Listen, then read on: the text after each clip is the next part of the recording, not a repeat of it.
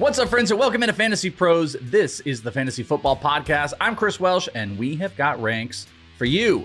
Week 9, wide receivers. We are ready to hit everything, which is most likely going to be your 2 or 3 wide receiver sets and even your flexes. We are ranking it, and who are we? We got Pat Fitzmaurice and Andrew Erickson in the house, 2, the best rankers in the land. And that's just not lip service either, because it's holding up. These two are holding up well in the season-long ranks contest, and we're even going to give a shout-out here in a second to how Week 8 ranked. And a little spoiler alert, one of these two is inside the top 2 for Week 8 that we're going to talk about here. So very exciting. Erickson, what's up, buddy? Happy Halloween that is coming up this week. Yes, Halloween is on Friday. We're recording this on Wednesday, so getting hyped for that. Welsh, you're in full Halloween form with the Jack Skellington t-shirt. Gotta love that, because that's basically Halloween and Christmas combined, which a lot of people are really teetering. Okay, I know we were talking before we started recording. Some people are already putting up their Christmas stuff. What do you guys think in the comments? Like, is it too early to put up Christmas stuff before Halloween starts? When is the actual ideal time? I remember it used to be like after Thanksgiving. It's the day after Thanksgiving is what everybody's But now you turn on the TV and you'll see ads for Christmas stuff before Halloween has even arrived. So, buddy, have you been to a Walmart? They had like August. They had all the Christmas stuff that was going up. They've been up for months. They're done. So yeah, I agree. It's just sooner and sooner. But you know, it's vibes, man. It's vibes. And get your candy with your candy canes out there for trick or treating. Fitzy, what are you going to be for Halloween this year? No costume planned, Welsh, but before we get to the candy canes, we have to finish with the candy corn. Are you guys candy corn guys, or like people? It seems like it's a love it or hate it type of candy. I can do for candy corn, but I think I've got weird taste. I'm also, I mean, this is, if I'm already not disliked, I'm a pineapple on the pizza guy. So Same. I think I can also do like the candy corns. I think I probably sit in a world of the trendy things to hate. I tend to actually like. So I'm not actively seeking out candy corn, but I'm a thumbs up on candy corn. Erickson? I think candy corn is good after like 7 pieces, and then after that, it's going in the trash. Yeah. Okay. Everything in moderation, I think, especially with candy. I also approve the pineapple on pizza. Really? The Same. fruitiness, the sweetness works with the fattiness of the pizza. Yep. It's a very good pairing, although when my wife and I order it, we don't get ham, we get pepperoni instead. So a little bit more of the spice. I just do the pine. I have which I never like a been lot. in a room where we cleared house on pineapple pizza. That's incredible. So I mean, Clean sweep. Wow, clean sweep here. Watch we out all for us agree. in a room then, Welsh. That pizza's going to be gone. Consensus I know. ranks. Look out, Louisiana in a couple months. We are Consensus ranks. we're gonna get murdered in the YouTube comments. Murdered. for People are going to that. be so pissed off. They're gonna Joey be like, P "You is just-" going to be mad at us. The full-blooded Italian is going to be upset with us about that take. I mean, he is aggrieved by the pineapple on pizza concept. Okay, look, we're not putting candy corn on pizza, guys, so calm down. But I'm not going to read the comments because I know it'll be hate. All right, let's talk about some ranks here. We talked about some pineapple pizza. We talked about some candy. Let's talk about who was the most accurate ranker. And guess what? Week 8 is live. You guys can check all your ranks out on fantasypros.com/rankings. We also have the accuracy tab. Shout out to the #1 ranker in the land, the great Dalton Del Don from the Deep Shot. Finished #1 in week 8. But it was followed up by the one and only Pat Fitzmaurice, regardless of going Dak Prescott over Bo Nix last week. It didn't matter because, Pat, you were simply too good. You finished 2 overall. And another shout out, because we always do the top 3, Mick Chialella. I call him Mike. God, I always screw up Mick's last name, and I screwed up the first. Mick Chialella, who was on this show a bunch last year, finished 3rd. So top 3. But Fitzy, flowers, my man. That's an incredible top 2 finish. I want to say, isn't that your second top 2 finish? Didn't you finish first one of these weeks? There Or no, was Debro that finished first. You finished top 3, I think though. it was Debro, and I can't remember if I was 2 or 3. That was when we had Ellis Bryn Johnson was also top 3. I can't remember how it shook out. I believe Debro was #1, but I whiffed the Dak Prescott over Bo Nix, and I was too low on Oronde Gadsden II, as a lot of people have been reminding me. But, you know, I guess a few things worked out, but we were talking about this before the show. How you do in the rankings in any given week really doesn't matter to the people who are leaning on you for that one lineup call. So anyone who benched Oronde Gadsden the second because of where I had him ranked thinks I'm a fool, regardless of the fact that I was second in the contest last week. We can't be right about all the stuff we want to be. We can have right takes where we want to get guys in and we just can't put them over and they go nuts. We can like Dak Prescott over Bo Nix, and sometimes it doesn't end up working for me. But that's how it goes. But Erickson, I want to also give you some flowers here. You finished, I believe it was in the top 25, maybe it was 30, but beside that, you had 2 top 12 finishes positionally, number 5 in wide receiver and number 11 in quarterback. So some flowers deserved, my friend, as you are both on the season-long ranks, I believe inside the top 25, if I'm remembering that correctly. I'm not. No? I'm like top 30? I'm the low man. I'm the low man on the Fantasy Pros team. Well, I also work here, so thanks about that, but I would be the low man on that comparatively. Well, no, Joe and those guys would be. I am ahead of Joe Pisapia, which is really my only goal each week. But just want to give you a shout out. You ranked very well on wide receivers and quarterbacks. I think you've done pretty well on wide receivers all year long. And those are our shout outs. So are you going to try to kill it again this week? Yes, ideally. I mean, I don't know if I have a spicy number one like I've had the last 2 weeks. Rice finally delivered, after getting ranked him number one, or talked about him as number one last week. He finished number 2. So that was a good call. And then, I mean, when you talk about I finished top 5 in receivers, I can tell it's because I was higher on Rice than consensus and Troy Franklin. Like those two guys alone, because they were the number 2 scorers at the position, I'm just being higher on those guys versus consensus is definitely what helped put me up inside the top 5. All right. Well, again, Dalton Del Don, Pat Fitzmaurice, and Mick Chialella. Shout out to the boys for the top 3 finishes.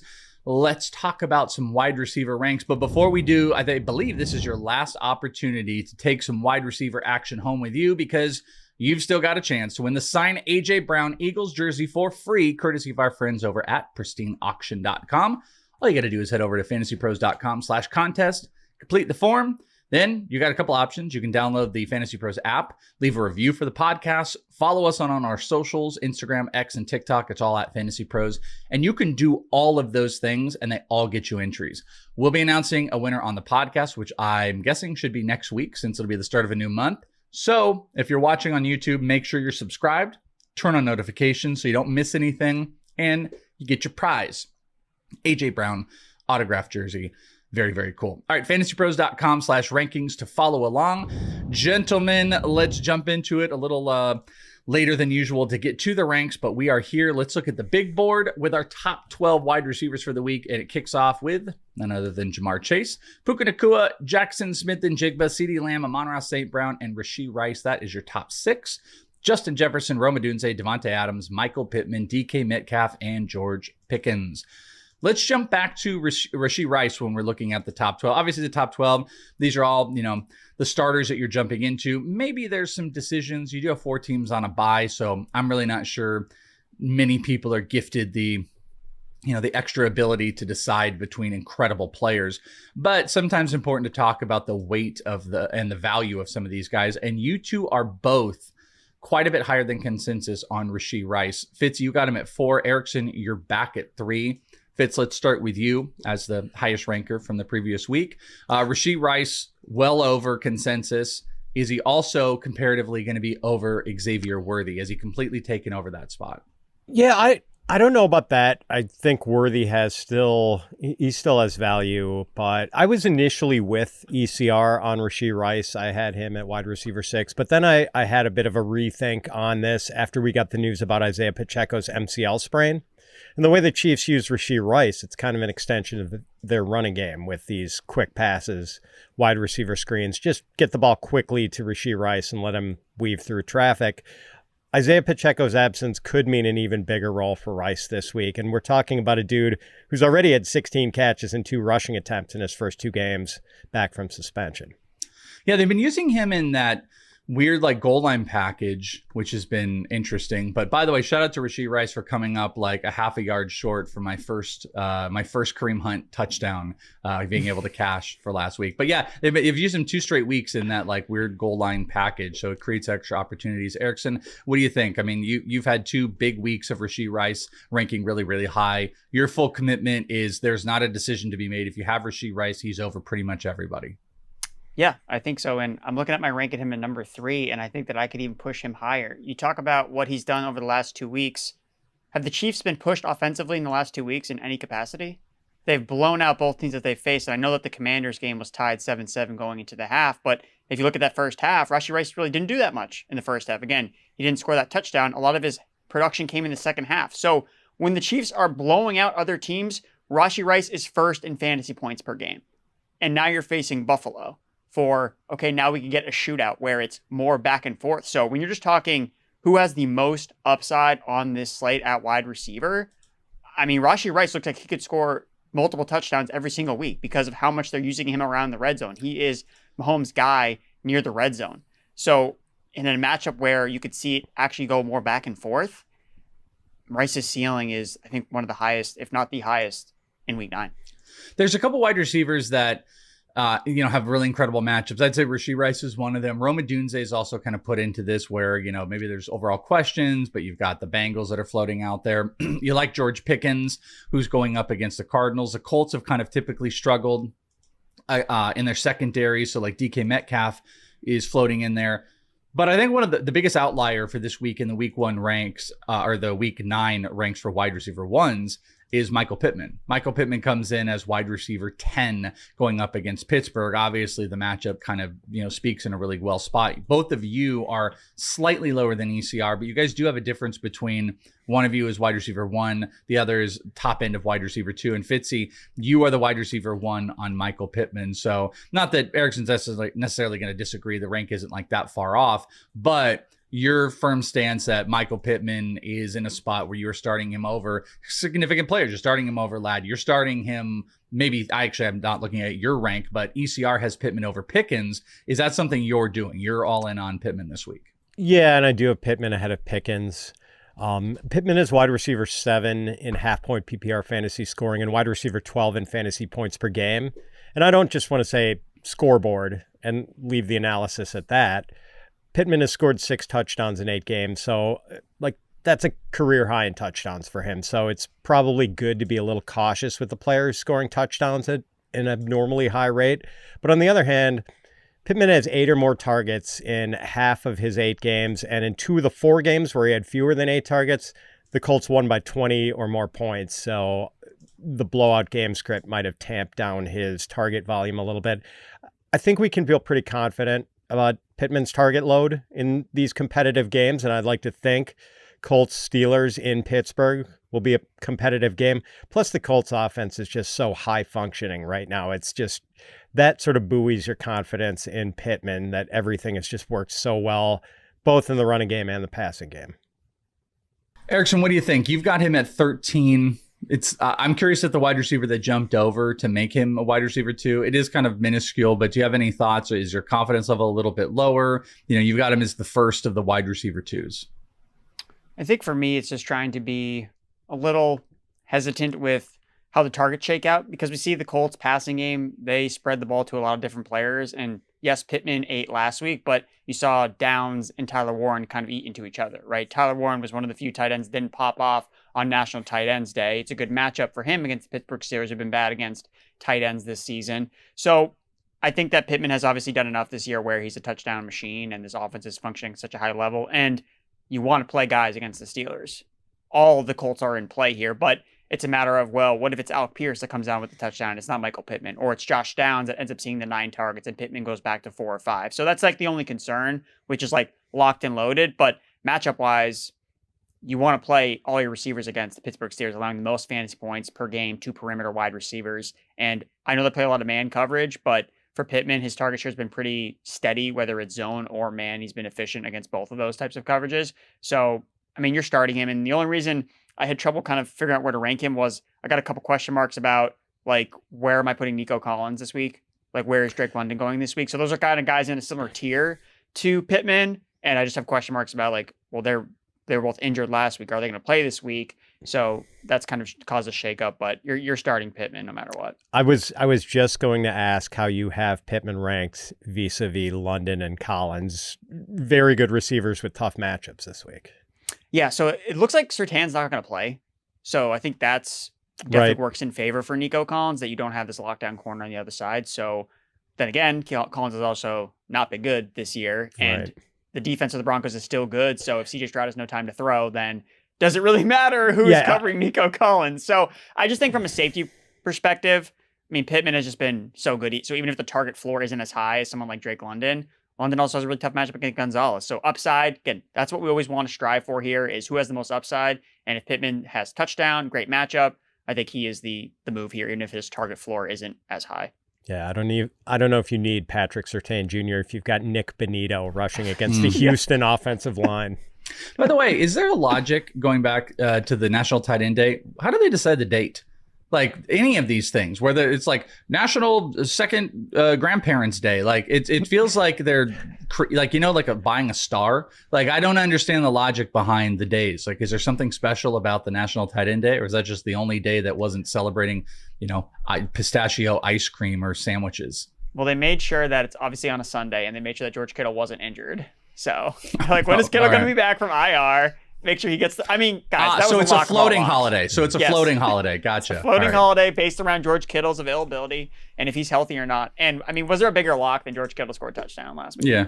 I know he should have scored two of Jake Tungus stealing touchdowns from George Kittle on national tight ends. Like, what are you doing, Tungus? They're trying to get in more tight end scoring. All right, let's go to the wide receiver twos here. Good conversation on those ones. This is 13 through 24. It's going to kick off with Ladd McConkey at 13, Drake London, Jalen Waddle, Zay Flowers, Nico Collins at 17, Marvin Harrison at 18.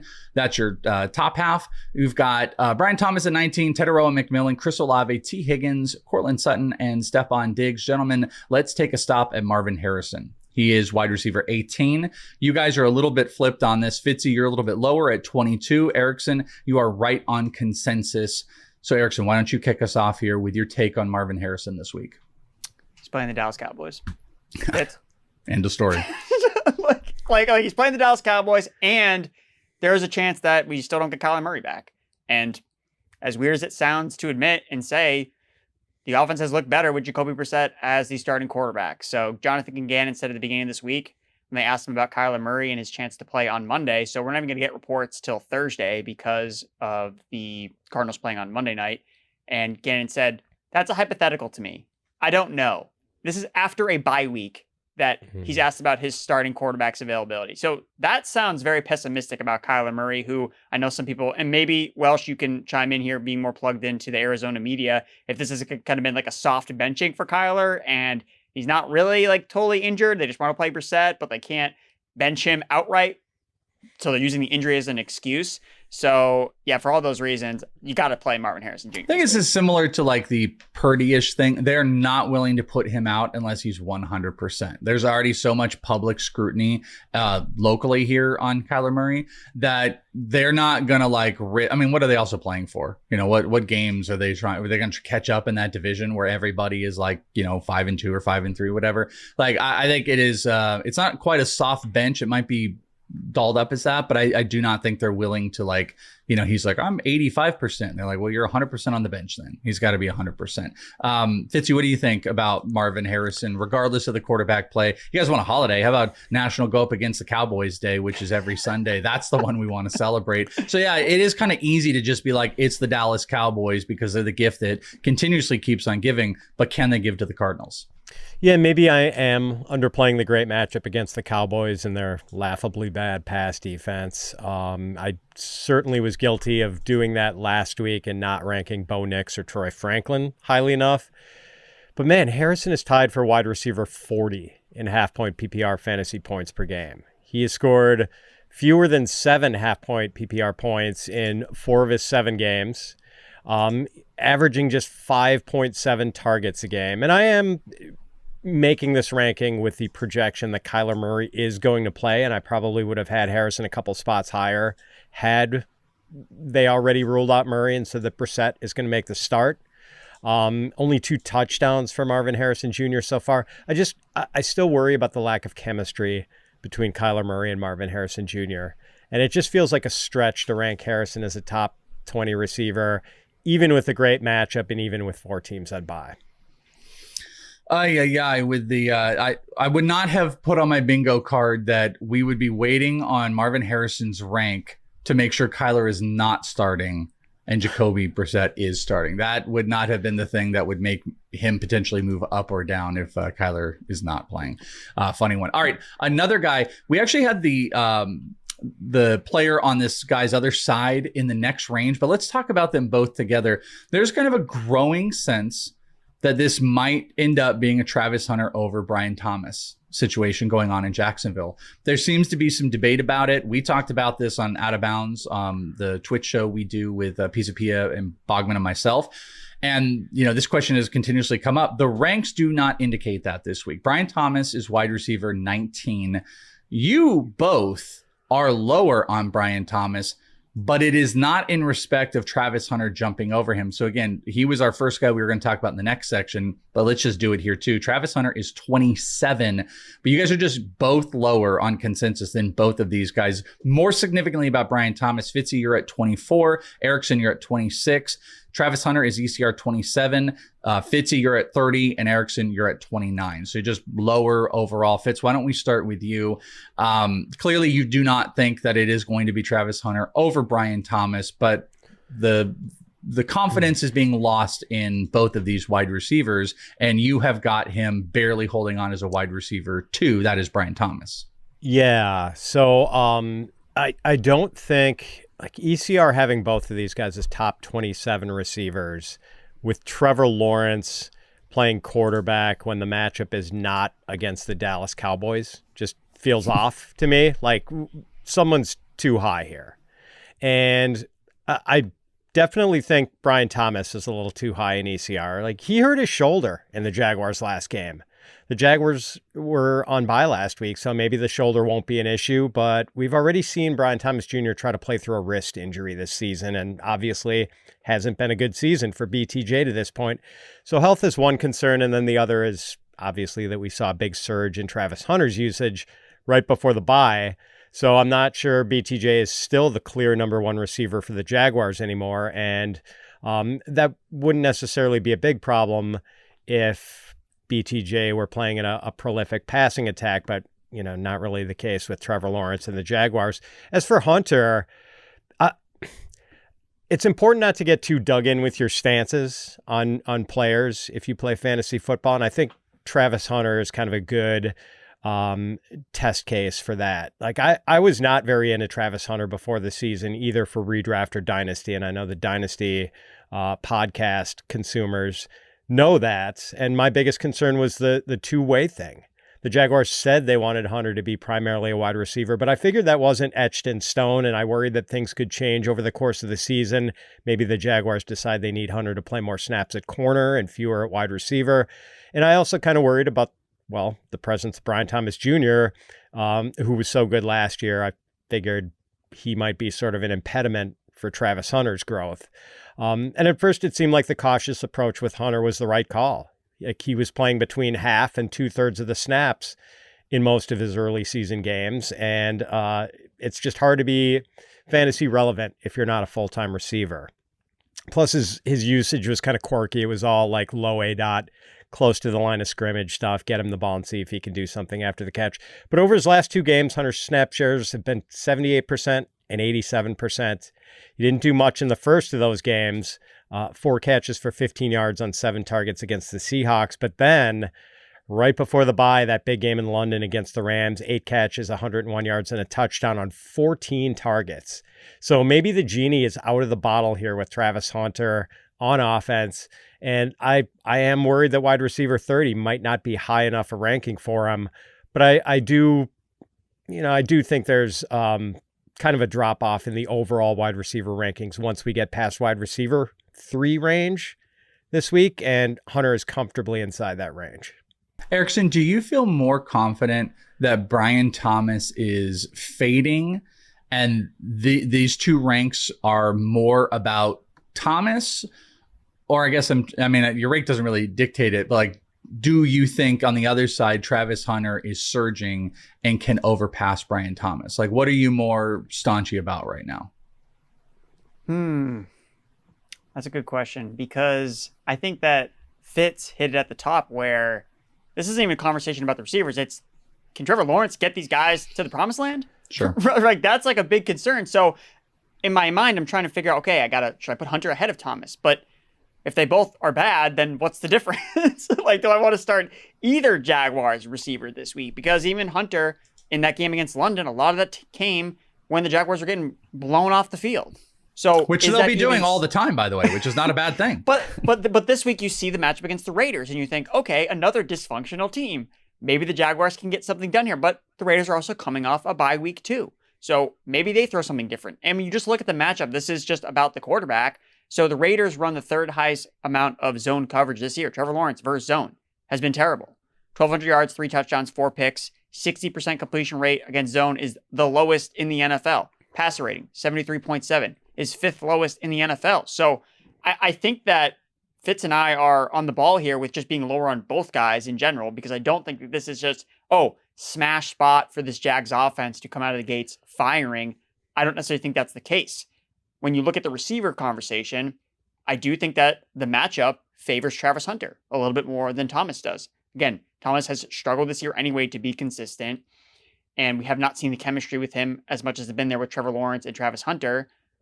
The breadcrumbs are leading us to, hey, we're going to get more Travis Hunter specifically on offense. And if the Raiders are deploying a lot of zone coverage, well, what does that mean? Who do we see dominate against zone coverage? It's these slot guys that are operating underneath, like Travis Hunter. Hunter leads the Jaguars in catches this season, despite 11 fewer targets than Brian Thomas Jr. And the Raiders, second worst defense against slot receivers because they run so much zone coverage. So I feel like I want to put Travis Hunter ahead of Brian Thomas.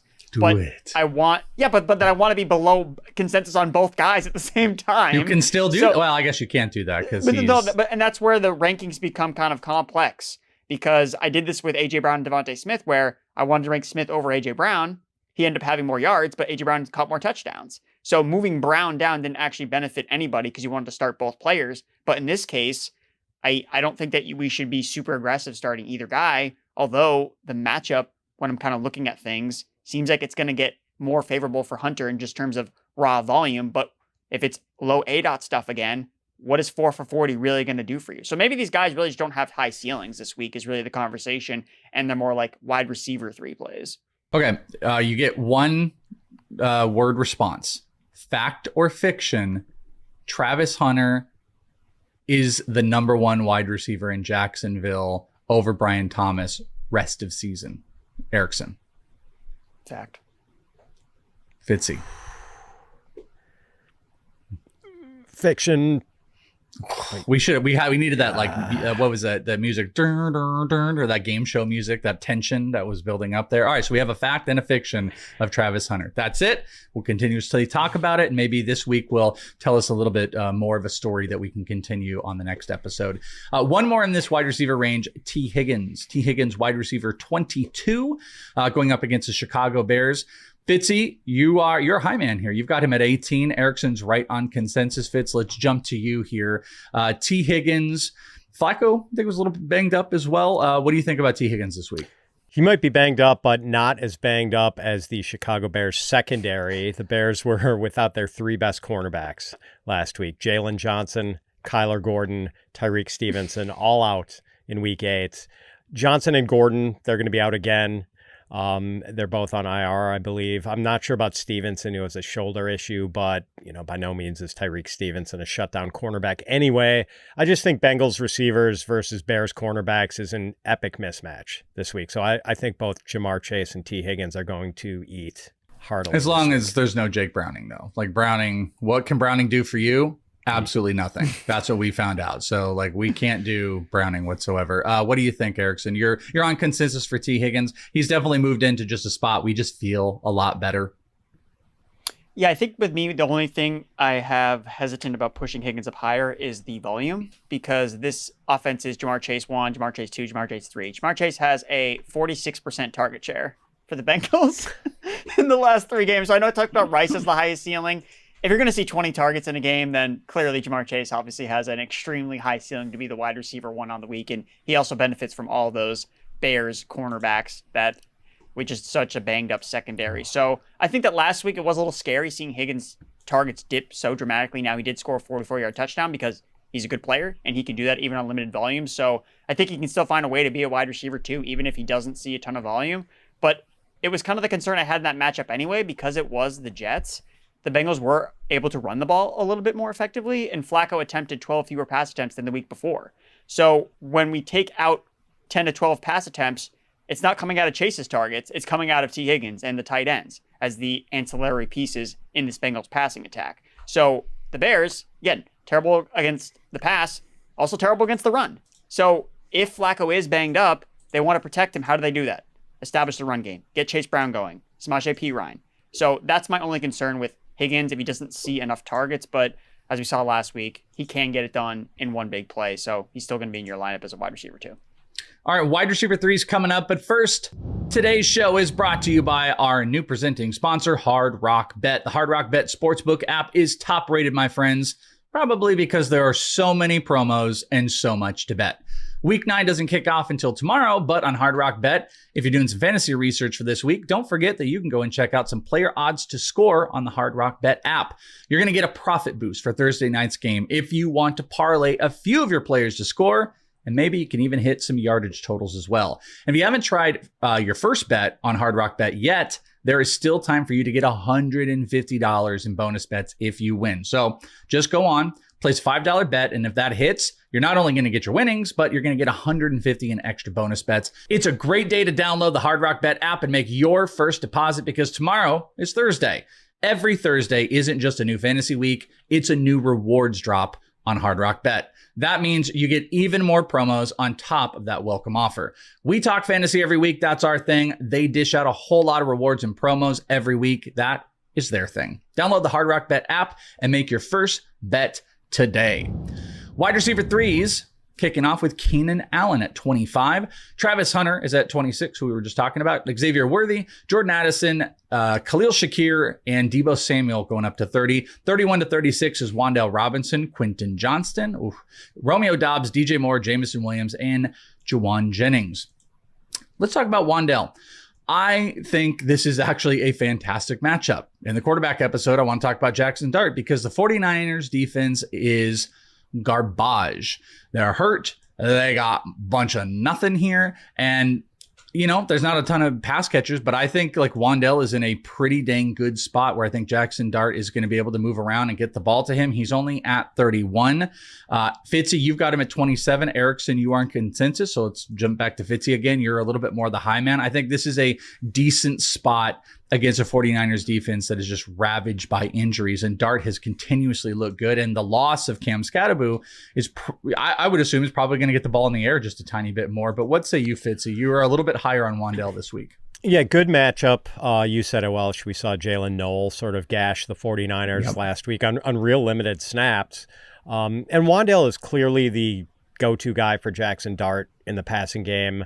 He's averaging 7.1 targets a game, and maybe we get the same sort of dynamic with Wan'Dale that I was talking about earlier with Rashee Rice potentially benefiting from the absence of Isaiah Pacheco. So, like Rashee Rice, Wan'Dale Robinson is this short area catch and run receiver and kind of an extension of the Giants' running game. And now maybe there's an even greater need for Wan'Dale in this offense now that Cam Scatterbo is out for the season. Erickson, you're right at consensus. No big, strong feelings. We were talking about tiers earlier. Do you think Wan'Dale is in a tier where the drop-off has like really happened at wide receiver, or he's near the end right before the drop-off? I think he's probably near the end. I think that you feel pretty comfortable playing him. I don't think that anyone is, oh man, I got to play Wan'Dale Robinson this week, I'm totally screwed. I don't think that's the case because you guys point out it is a good matchup against a pretty banged up 49ers defense. I was actually higher on Wan'Dale Robinson when Fitz pulled the names here. I had him at wide receiver 23. I actually pulled him back because he was quiet last week. He had 0 catches in the first half. He just finished with 3 catches for 48 yards on 4 targets. And I was like, well, why did this happen? Like, what happened to his targets? And actually, like, his targets have dropped dramatically when Darius Slayton has actually been playing in the lineup. And we saw last week, Darius Slayton had a long touchdown catch that came back on a penalty. So I actually think that Slayton might be a sneaky play here as well, because when you look at the target share for Robinson in games with Slayton over the last couple of weeks with Jackson Dart as the quarterback, so he has a 29% target share when Slayton is not playing in those games. That drops to 19% when Slayton is available. And it's actually just kind of flat between Theo Johnson, Darius Slayton, and Wan'Dale Robinson. So I think those three guys are all going to kind of see their fair share of targets. We talked about this last week with the 49ers, although Dalton Schultz, of course, he lets me down. What do you know? That's what happens when you bet on a catch and fall down tight end to deliver, is they lay an egg, even in a prime matchup. But I do think that, again, Theo Johnson's not that type of player. Like, he can actually create yards after the catch and make big plays against the 49ers defense that doesn't have Fred Warner. You still want to target it with opposing tight ends. So I think that maybe I wanted to give more credit to Theo and Slayton, just because when those guys have also been on the field, it has been more of a flat target share, and it really hasn't been Wan'Dale dominating the target. So that's why I have him closer to the mid-range wide receiver 3. Deep play stuff. The 49ers safeties are just garbage. Just Mustafa doesn't know what he's doing out there. They're not good in coverage, but Wan'Dale has been the target monster. It's an interesting matchup. What do we do? I can kind of tell with Quentin Johnston anymore. We have completely fallen off from all the excitement. We're just donuts after donuts. ECR 32. Fitzy, you've got him at 32. Erickson, you're even lower. He is almost not a wide receiver 3. Erickson, let's go with you. Quentin Johnston looks like, with Gadsden coming up in the offense, it is completely taken away from Johnston, and he's in a spot where it's not startable. That tier you guys just talked about, where it's like, where does it fall off? Johnston might be the start of the fall off here, because like, you feel like you want to say he's the very end, like, we'll take a shot. I don't think so. I think he might be the beginning of the fall off, because it's like, where the hell is he going to get targets, Erickson? Yeah, I think that, well, I want to give a shout out to Debro in the primer. I thought he did a great job of summarizing Quentin Johnston's matchup last week and how this just wasn't the spot for him. With Johnston, like, it's very matchup dependent, and it's not even, is this defense good or bad against wide receivers? It's, well, what kind of defense are they running? Single, high, like, is it zone? Is it man? Because Johnston has a very specific role in this Chargers offense, and with the emergence of all of these, of more of the underneath targets between Gadsden and Keenan Allen and Ladd McConkey kind of doing what we expected him to do after what he did as a rookie, well, that's kind of leaving Johnston as the left out, essentially. It's obviously a good matchup when you look at the Titans. The Titans just trade away half their secondary, right? L'Jarius Sneed is on injured reserve. So the Chargers, if they decide, hey, yeah, let's make it a Quentin Johnston game. However, if a team just traded away all of its personnel, what does that mean? They're probably just going to run a lot of basic zone coverage and just, let's not get beat over the top. And unfortunately, that's kind of what Johnston's role has become. So as the guy with the longest ADOT, more deep vertical routes, and that just doesn't bode well for him in this specific matchup. So I would definitely recommend whatever Debo writes up pertaining to this specific game. It's probably going to be spot on. So that might be an additional layer of analysis. But just based on like what I've done, the Titans already use a lot of zone coverage. I would assume that this is not another Johnston week, and you really need to wait. I mean, when you look at the schedule, it might be, hey, you might need to bench this guy till week 16 when they play the Dallas Cowboys, and then you just play him that week, and he just goes like absolutely nuclear. But besides that, I'm going to guess that this matchup is probably not going to be favorable. If you look at QJ versus just zone coverage, he's just a 14% target share, which is lower than the other two wide receivers and Gadsden. Fitzy, is Quentin Johnston going to be Liam Neeson for Halloween, that he has a very specific set of skills that are never in play here? What do you think? Pretty much, yeah. I mean, in addition to everything Erickson said about QJ versus zone, and I agree, check Debro's primer for the good stuff on that. I was already feeling pretty uneasy about having to rank Quentin Johnston as a wide receiver 2 every week early in the season when he was putting up these great numbers. And it seemed like we had to rank him that highly and make sure he was in our lineups every week. But the presence of Ladd McConkey and Keenan Allen always made Johnston's fantasy outlook seem sort of fragile. And now we've got Oronde Gadsden II stepping up and giving the Chargers a 4th big-time weapon for Justin Herbert. So I don't want to overreact to the 0-target game against the Vikings in Week 8, in a game where Justin Herbert didn't need to throw very much because the Chargers were in total command. But I just think the production for QJ is going to be really volatile the rest of the way. Like, we're going to get some splash games where he makes a big play or two, and then we're going to have some real quiet games where Herbert throws to the other guys and QJ just gets left out in the cold. One last one that we're going to hit. We'll do kind of a quick hitter on this one because Is it Jamison Williams week? Is that what has officially been activated? He comes in as wide receiver 35, and both of you guys say, no. You are like 5 or 6 spots higher. Fitzy, you've got him at 29. Erickson, you've got him at 30. Fitzy, is it Jamison Williams week? I think it is. And It's national holiday. I'm going to save the line about Ford Field for Erickson. But I'm just sticking to my priors here. Jamison Williams is good. His usage has been disappointing so far, but I would imagine that it was a focal point of the Lions bye week to try to scheme up ways to get Jameson Williams more involved in the offense. And, the big plays are coming. I think they're going to come soon, and I'm not that worried about the matchup with the Vikings after how we saw the Vikings look against the Chargers in Week 8. Erickson, would you like to anoint this coming weekend officially Jamison Williams week? You can just take a holiday, because you can just make them up. You can just make up a national holiday. So would you like it to be officially Jamison Williams Sunday? I don't know what that entails necessarily. I don't know if we're going to get 103 touchdowns from Jameson Williams, just because we know that the Lions like to establish the run whenever they get the opportunity to do so, and the Vikings also have faced the league's highest run rate this season. But if Jameson Williams can get it done on limited volume, I think it can. You look at the Vikings this year, just a couple weeks ago, Jalen Hurts could do no wrong passing deep on this defense. I mean, Devonta Smith and A.J. Brown were just cooking downfield. We know Jameson Williams can have a big role as a downfield threat. Vikings are 31st in deep passing EPA allowed this season. So I think this is a pretty obvious spot to get him going. And I know it feels weird to chase a guy after he basically did nothing, but the week before, Jameson Williams had a really good game and was really productive against the Kansas City Chiefs. So yes, it's very ping-pongy, but you got to play the matchups every single week with some of these receivers that are more volatile, that don't see the consistent targets.